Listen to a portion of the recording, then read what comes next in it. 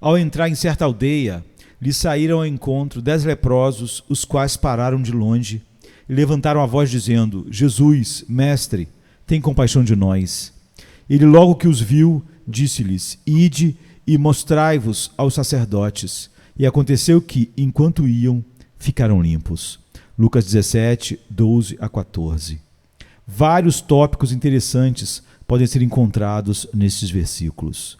Vemos aqui o fruto abundante do pecado, pois aqui estão 10 leprosos em grupo, e a abundância do poder divino ao se deparar com ele, pois logo são limpos.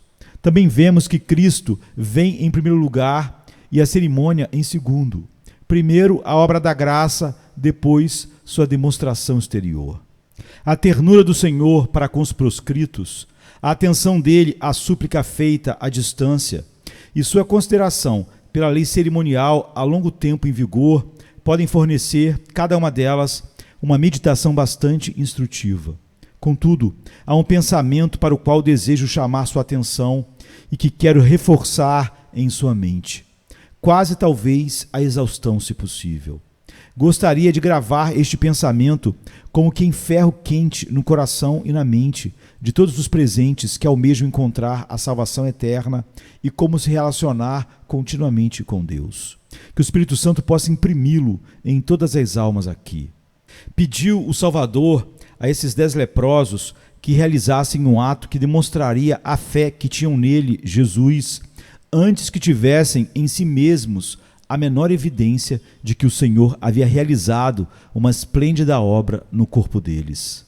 Antes de começarem a sentir seu sangue, tido como sujo, sendo limpo, antes que a terrível secura causada pelo mal de Hansen desse lugar à transpiração saudável, deveriam ir até o sacerdote para serem examinados por ele e então declarados limpos. Deveriam assim mostrar fé no poder de Jesus Cristo em curá-los ao irem se mostrar como curados, embora, quando ordenados a fazê-lo, ainda estivessem na mesma condição anterior.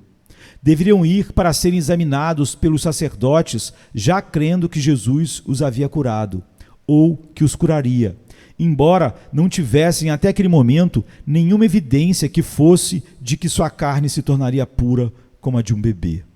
É este o ponto em que desejo me concentrar. O Senhor Jesus ordena aos pecadores que creiam nele e confiem sua alma a ele, muito embora ainda não possam ver em si mesmo qualquer obra de sua graça. E assim continua durante toda a nossa vida. Assim como esses homens eram leprosos e não passavam de leprosos, assim também você, sendo um pecador, não passa de um pecador. Mas mesmo assim é ordenado a demonstrar sua fé em Jesus Cristo enquanto ainda é exatamente o que é. Do mesmo modo que aqueles homens partiram em direção aos sacerdotes, levando consigo ainda toda a sua lepra, embora indo como se sentissem que iriam ficar ou já se sentindo curados. Você, com toda a sua pecaminosidade e todo o excesso de condenação exercendo um grande peso sobre a sua alma, deve crer em Jesus Cristo exatamente como você é e aí, então, irá sentir e encontrar a vida eterna naquele mesmo instante. Esse ponto que desejo destacar é de fundamental importância. Os pecadores devem crer em Jesus ainda em sua própria condição de pecadores para que então obtenham a vida eterna. A voz que deve falar interiormente a cada um deles é: desperta tu que dormes e levanta-te dentre os mortos e Cristo te iluminará. Efésios 5:14.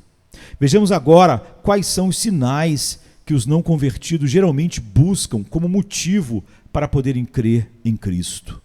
Assim, em primeiro lugar, digo que devemos crer em Jesus Cristo, confiar em que Ele pode nos curar da grande doença do pecado, muito embora ainda não possamos ver sinal ou indicação de que Ele tenha realizado uma boa obra em nós. Não devemos procurar sinais e evidências dentro de nós, mesmo antes de nos aventurarmos a entregar nossa alma a Jesus. A suposição contrária é um erro capaz de destruir a alma. Tentarei expor essa afirmativa mostrando quais são os sinais geralmente procurados pelos homens. Um desses sinais mais comumente buscados é o de ter consciência de um grande pecado e grande pavor da ira divina, capaz de ser levado ao desespero. Por mais estranho que possa parecer dizer isso, encontramos constantemente pessoas que declaram: eu poderia crer em Jesus Cristo se me sentisse mais afligido por um sentido de pecado. Eu poderia confiar nele se fosse levado mais fortemente ao desalento e ao desespero. Mas não me sinto suficientemente deprimido. Não tenho meu coração suficientemente quebrantado. Tenho certeza de que ainda não fui humilhado o suficiente e, portanto, não posso confiar em Cristo. É um raciocínio surpreendente este, o de pensar que se a noite fosse mais escura, poderíamos ver melhor. É uma ideia esquisita achar que, se estivéssemos mais próximos da morte, deveríamos ter mais esperança da vida. Meu amigo, você está falando e agindo em clara desobediência a Cristo. Ele quer que você confie nele, não tomando por base algo que sinta mais ou sinta menos, em qualquer sentimento que seja, mas simplesmente porque está doente e ele tem a cura para você, sendo, como ele é, grandemente capaz de realizar essa cura.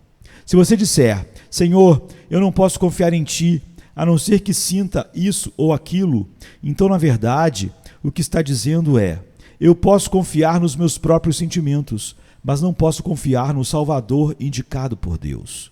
O que é isso, se não fabricar um Deus com base em seus próprios sentimentos e um Salvador com base em seus lamentos interiores? Será que o seu próprio coração é que vai salvá-lo por meio de obscuras insinuações contrárias ao plano divino? É possível, enfim, que a sua descrença promova sua própria salvação só porque você se recusa a acreditar no verdadeiro Deus? Ou seria o desespero ímpio que chama Deus de mentiroso, aquilo em que se deve confiar em vez de no Salvador que Deus enviou ao mundo especificamente para remir os pecadores? Existirá, por acaso, um novo evangelho que diga que aquele que nega o poder de Jesus e despreza o seu amor é que será salvo? Você sabe perfeitamente que Jesus justifica o ímpio e o limpa do seu pecado por meio do seu sangue precioso. Embora saiba que isso é inteiramente verdade, você alega: não posso confiar no crucificado, não posso confiar na sua expiação plena, a não ser que eu sinta que a minha culpa é imperdoável e que eu não acredite em Deus. Oro para que você nunca venha a se sentir realmente tão tolo quanto acha que deve se sentir, pois os sentimentos de desespero desonram o Senhor e envergonham o seu espírito, não podendo, por isso, ser bons para você. Em resumo, você quer fazer do seu desespero um Deus e dos seus horrores um Cristo, e está criando assim um verdadeiro anticristo no lugar onde deveria estar tão somente o Cristo verdadeiro. Venha Jesus, meu jovem amigo, ainda que esteja amedrontado, alarmado e quebrantado como muitos. Vai confiar em Cristo de toda a sua alma, sem maiores questionamentos? Oro para que isso aconteça e que você creia em Jesus de uma vez por todas. Como dizem os versos: tua alma culpada vem hoje lançar aos pés de quem tem poder para salvar. Teu fardo entrega nas mãos do Senhor, pois ele dá fim a todo temor. Com fé e amor o filho abraça, suplica as promessas, confia na graça. É esse o ponto central. Você pode confiar em Jesus. É só isso o que ele chama para você fazer. Como parece estranho que alguém possa levantar qualquer questionamento quanto a confiar nele. Quão insano e até insultante é estar disposto a confiar em nossos próprios sentimentos e não confiar no nosso único Salvador.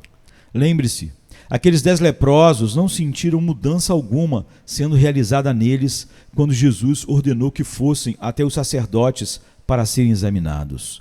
Contudo, lá se foram, e enquanto caminhavam, foram curados. Confie em Jesus exatamente como você está, sem aqueles sentimentos ou algum tipo de preparação que você achava que fossem necessários para isso. Confie nele imediatamente.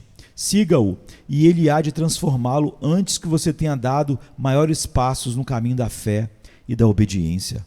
Ó Senhor Deus, leva todos os meus ouvintes e leitores a confiar imediatamente em teu Filho amado.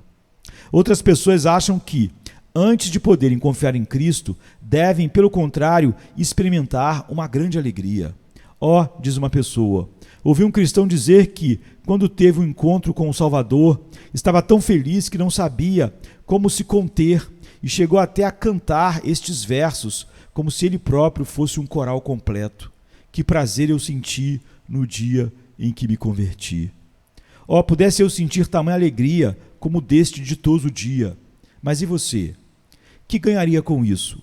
Estaria disposto a continuar no mal mesmo que viesse a sentir esse prazer? Acha que poderia alimentar sua descrença e ter realmente alegria no Senhor? Que distorção de sentimentos estranha! Por que, indaga você, eu não poderia ter essa felicidade antes mesmo de crer em Cristo? Como assim?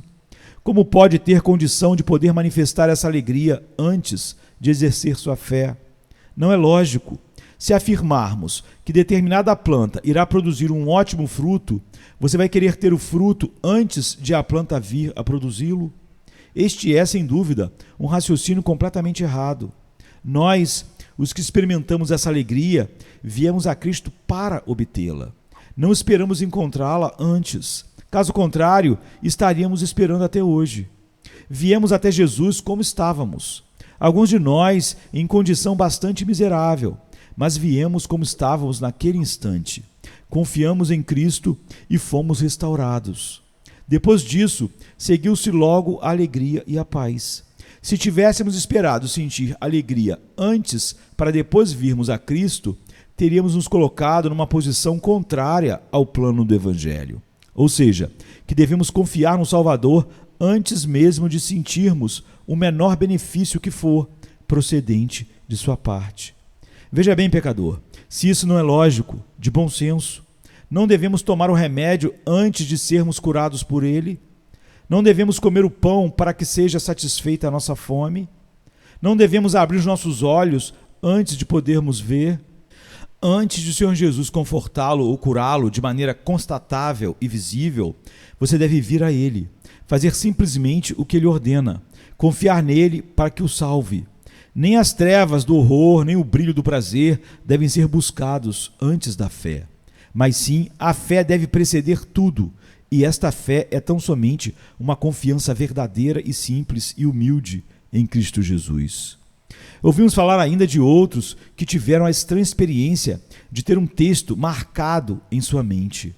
Surgiu entre nós certa superstição que afirma que determinada passagem das Escrituras, em especial, deve ficar, de uma maneira ou de outra, pairando sobre e sempre em sua mente, e continuar ali sem jamais poder ser removida, sem que você possa se livrar dela. E aí então você pode ter certeza de que é salvo. Em antigas famílias existiam superstições, como por exemplo, a de que se um pássaro branco pousasse em uma janela da casa, pronunciaria uma morte iminente. Considero, com a mesma visão que tem dessa superstição, de que, se um texto das Escrituras permanecer em sua mente dia após dia, você pode concluir que se trate de uma garantia de sua salvação. Espero que nunca hajam ensinado a você chegar a essa conclusão. Longe de mim ajudá-lo a ter confiança com base em um fundamento tão questionável. O Espírito de Deus aplica com frequência as Escrituras de maneira poderosa sobre as almas.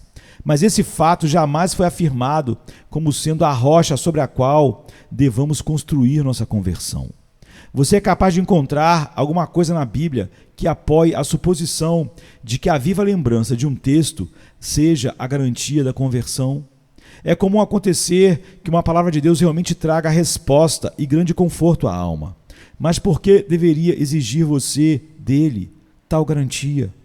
Ou terá você o direito de dizer: eu não creio na palavra de Deus a não ser que fique impressa na minha mente? Está querendo dizer, por acaso, que a palavra de Deus é uma mentira? Não, ela é a verdade, concorda você. Pense no seguinte: se ela não fosse verdadeira, não seria uma impressão sobre sua mente que a tornaria verdadeira. Mas se ela é verdadeira, por que então não acreditar nela? Se a palavra de Deus é verdadeira, aceite-a. Se há força em uma promessa, ore a Deus para fazer que você sinta tal força e poder. Todavia, você deve sentir essa força e esse poder, e se não sentir, o pecado jaz à sua porta, como está em Gênesis 4:7. Querido, Você não deve aceitar a ideia que precisa esperar que algum texto bíblico entre queimando em sua mente. Deve, isso sim, ler a Bíblia com atenção e crer naquilo que o Senhor Deus lhe diz. Não é a leitura das Escrituras que salva você, mas sim crer em Cristo. O que o próprio Senhor nos diz? Disse ele aos leitores das Escrituras dos seus dias: examinais as Escrituras, porque julgais ter nelas a vida eterna, e são elas que dão testemunho de mim, mas não quereis vir a mim para terdes vida. João 5, 39 e 40. Ou seja, é mesmo muito bom estudar as Escrituras, mas elas nada são se você não for a Cristo. O que irá ler nela, na Bíblia, será somente sua própria condenação. Até a Bíblia pode se transformar em uma pedra de tropeço se você substituir pela leitura da Bíblia a aproximação que deverá fazer de Cristo e a colocação da sua fé total nele. Portanto, o que você tem prioritariamente a fazer é confiar em Jesus. Nenhuma quantidade de leitura bíblica compensa a nossa negligência à fé. E que o único texto das Escrituras que fique impregnado em seu coração seja: crê no Senhor Jesus Cristo e serás salvo, como está em Atos 16, verso 31. É isso, meu querido ouvinte, que você deve fazer se quiser alcançar a paz imediatamente. Espero honestamente que alguns de vocês o façam antes do final deste sermão. Tenho pedido suas almas para o meu Deus e busco como que capturá-las esta noite. Vocês serão como o espólio de Davi, serão levados cativos à graça de Jesus. Quem de vocês, então, quer confiar em Jesus? Se o fizer, você irá encontrar salvação eterna no mesmo momento em que crê no precioso nome do Salvador. Existe outra maneira pela qual alguns homens evitam crer em Cristo. Eles esperam que uma verdadeira conversão se manifeste neles antes que possam confiar no Salvador. Perceba que Cristo Jesus jamais opera a salvação em um homem que não se haja convertido. É necessário haver uma mudança em nós, uma conversão do pecado para a santidade, que é obra soberana do Espírito Santo. Isso é salvação, não preparação para a salvação. A salvação é a manifestação do poder curador de Cristo. Você não poderá ter isso antes de confiar nele. Você deve confiar em Jesus para que isso aconteça. Essa é a ordem com que o Espírito Santo trabalha em nós no chamado eficaz.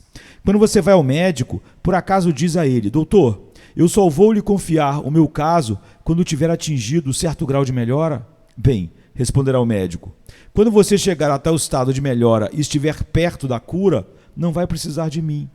O correto, evidentemente, é ir logo ao médico na situação em que você se encontre. Se puder confiar nele como alguém certamente capaz de promover a sua cura, entregue-se imediatamente em suas mãos, exatamente como se você não soubesse de nada e ele soubesse tudo. Como se você, enfim, não tivesse vontade própria, a ponto de entregar seu caso inteiramente a ele. É isso o que devemos fazer em relação ao Senhor Jesus, o médico infalível da nossa alma. Porque então, pobre pecador, você diz: eu não sou santo, não posso ser salvo. Mas quem disse que você é santo? É a obra de Cristo que irá transformá-lo em santo. Oh, mas eu não me arrependo como deveria. É a obra de Cristo que fará que você se arrependa como deveria. É a Ele que você deve ir em busca de arrependimento. Oh, mas meu coração não se quebranta. É Cristo que irá quebrantar o seu coração, não você que deve quebrantá-lo, para então vir a Cristo com o coração já quebrantado. Venha a Jesus como você está, com o seu coração duro, coração empedernido, insensível, e confie isso e tudo mais ao poder do Salvador Jesus Cristo. Acho que não tenho nem mesmo um desejo forte de ser salvo, alguém pode alegar. O próprio Cristo é quem nos concede todo o desejo espiritual por meio do seu Espírito Santo. Ele é um Salvador que inicia o alfabeto da misericórdia na letra A. Não pede que passe por B, C e D para então encontrar-se com você. Comece do início. Ao encontrar o homem espancado pelos ladrões, o bom samaritano chegou-se a ele. É isso que Jesus faz. Não diz: agora então você, homem ferido, levante-se e venha a mim, que eu vou derramar azeite sobre você. Não, ele vai aonde o ferido está deitado em total desespero, inclina-se sobre ele, remove seus trapos, limpa seus ferimentos, derrama neles azeite e vinho curativos e o ergue. levando à casa da misericórdia. Pobre alma, meu mestre não é meio salvador, mas salvador por completo. Se você está sentado à beira da porta da morte, até mesmo da porta do inferno, ele é capaz de salvá-lo, como se você estivesse sentado no degrau da porta da entrada do céu. Tal como você está e onde quer que você esteja, confie em Cristo para salvá-lo e ele o salvará. Não busque antes a sua conversão, espere a conversão como resultado daquilo que ele faz em você, da fé. Já ouvimos falar de pessoas que alimentam um pensamento bastante curioso e que mal consigo colocar em palavras, que, para que sejam salvas, devem experimentar alguma sensação bastante estranha. Acho que só poderiam crer em Cristo se sentissem alguma coisa bem misteriosa. É muito difícil compreender as pessoas, mas quando converso com esse tipo de questionadores, a impressão que tenho é que esperam até mesmo uma sensação física, uma sensação interior em seu corpo. Me lembro que um deles me disse: tive quase a certeza de que estava salvo, pois me senti tão leve. Pobre tolo, é importante você se sentir leve ou se sentir pesado? O que isso tem que ver?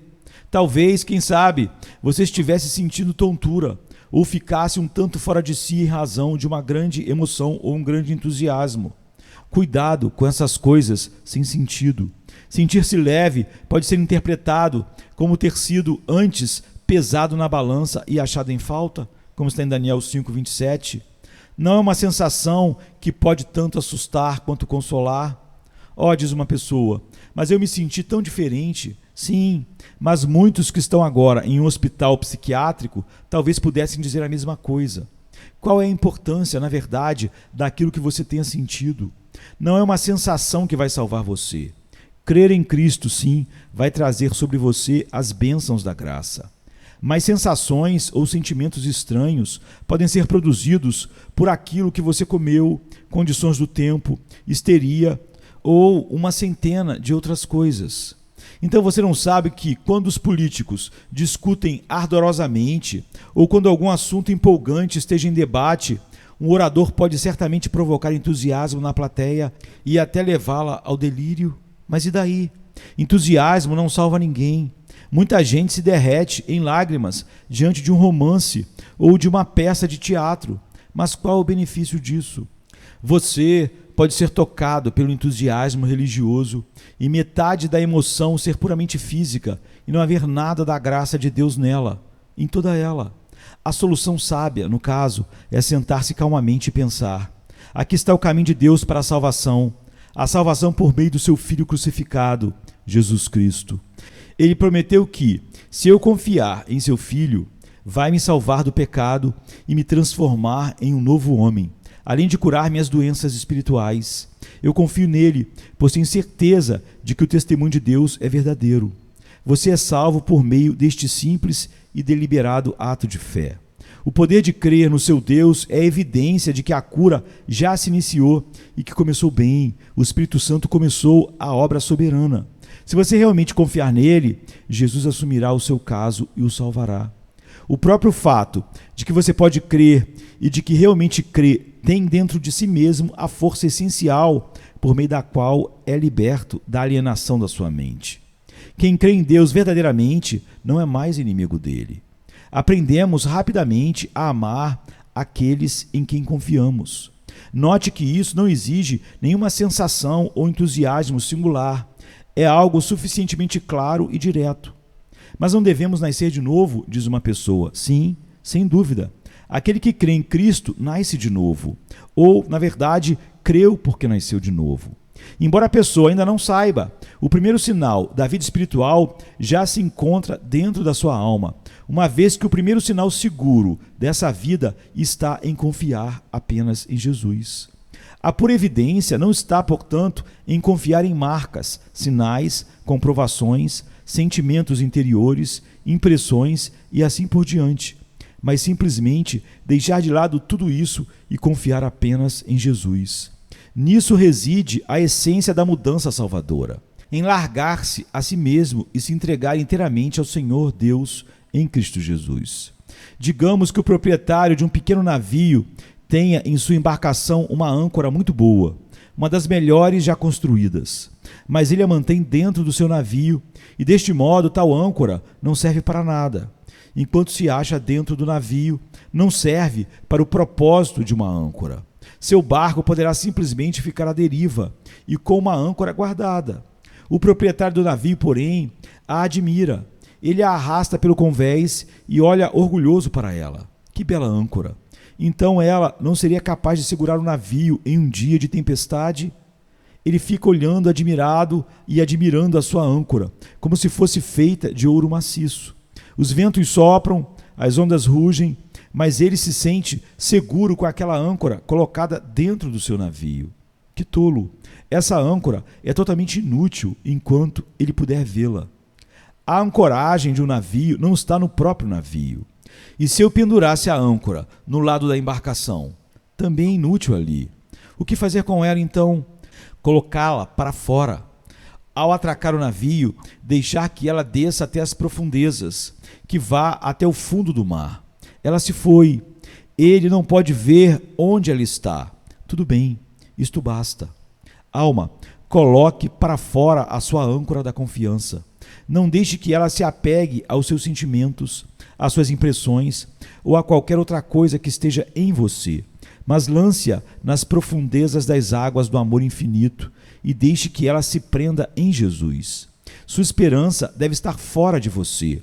Enquanto sua confiança estiver dentro de você ou tiver qualquer dependência em você mesmo, é como uma âncora que está dentro do navio, que só consegue aumentar o peso do navio, mas certamente não poderá ajudá-lo em um dia de tempestade. Esta é a verdade. Que Deus lhe conceda graça e poder para aceitá-la.